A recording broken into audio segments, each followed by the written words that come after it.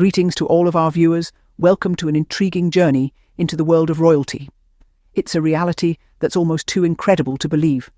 Before the world was rocked by the news of Meghan Sussex and Prince Harry's decision to step back from their royal duties, whispers were already swirling within the palace's hallowed halls. These whispers weren't just idle gossip, they were backhanded nicknames, seemingly innocent, yet laced with subtle derision. These nicknames weren't coined in jest or in a spirit of camaraderie, but rather they were a calculated slight, not to mention eerily reminiscent of the monikers once given to another American woman who dared to disrupt the status quo of the monarchy years ago. The parallels are uncanny, and they hint at a deeper issue, a resistance to change that is deeply entrenched within this centuries-old institution. At the heart of these nicknames was a refusal to accept or understand Meghan Sussex for who she truly was, a woman of grace, intelligence, and fierce independence. Instead of valuing these attributes, they were twisted and misconstrued, leading to her being cast as an outsider, a disruptor.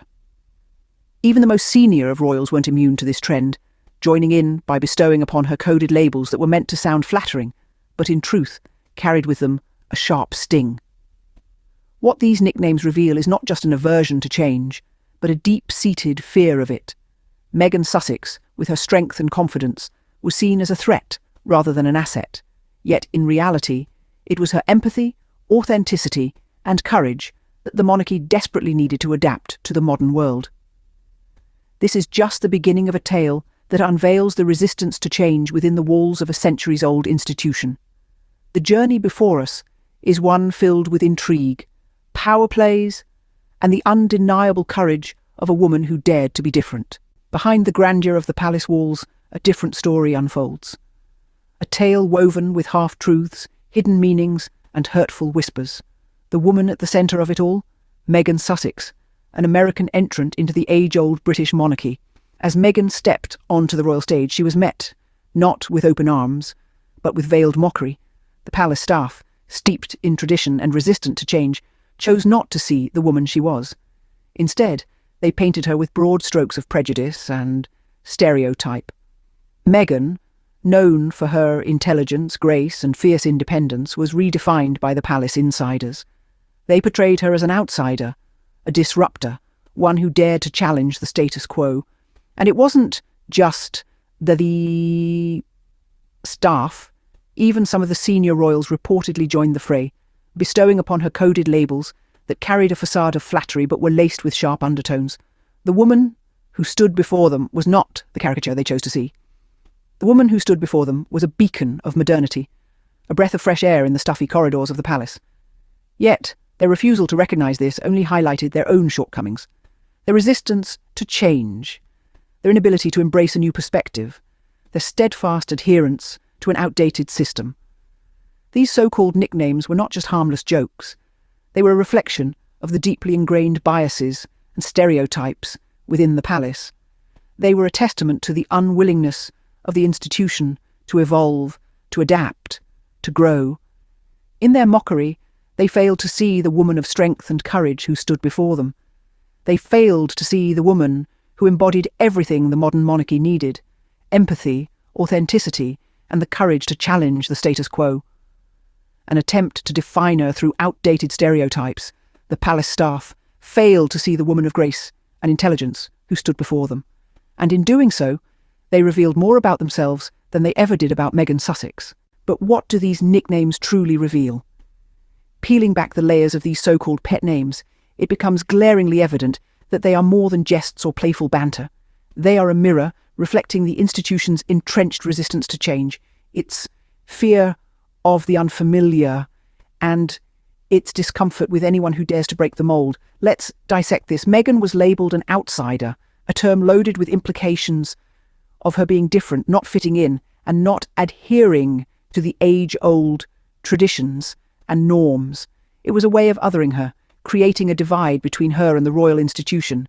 But isn't it the very essence of progress to challenge the status quo, to dare to be different, to bring in fresh perspectives and ideas? Then we have the so-called compliments, the seemingly flattering descriptors that were nothing more than veiled jabs. These nicknames painted Meghan's confidence and strength as threats rather than assets. Yet, in a world that's rapidly changing, where tradition must make room for progress, isn't strength of character, resilience and confidence exactly what's needed? The irony is that these nicknames intended to belittle Meghan instead highlighted the institution's insecurities. They inadvertently underscored the palace's fear of change, its reluctance to embrace the new, and its inability to appreciate the strength and confidence of a woman who dared to challenge the norms. But let's flip the script here. Meghan's qualities, her confidence, her strength, her willingness to challenge the status quo, these weren't threats. Rather, they were the very qualities that the modern monarchy needed to stay relevant in a rapidly evolving world. They were qualities that could have brought a breath of fresh air into a centuries-old institution, infusing it with a much-needed dose of empathy, authenticity, and courage. Meghan's qualities, rather than being a threat, were in fact what the modern monarchy needed. The nicknames may have been intended to mock, but they ended up revealing much more about the institution than they did about the woman they were meant to ridicule. However, humour can often mask a crueler intent. When laughter fills the air, it's easy to forget the sting of words. Yet in the case of Meghan Sussex, the jests and jibes were hardly as harmless as they were made out to be.